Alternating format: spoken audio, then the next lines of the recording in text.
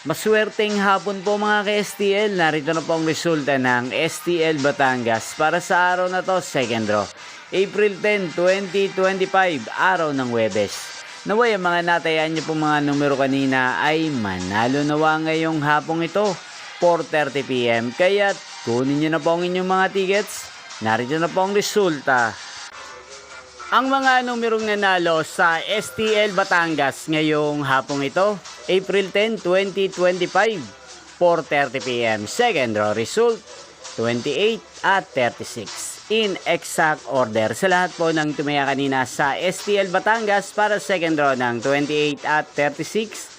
Congrats po sa inyo, panalo po kayo. Again, 28 at 30. At ngayong hapong ito sa STL Batangas, atin pong i-shoutout si Mami Delia ng Batangas. Shoutout po sa inyo, Mami Delia. Sana po'y manalo din ng mga numerong tinataya nyo sa STL Batangas. Sana'y nasa mabuti po kayong kalagayan.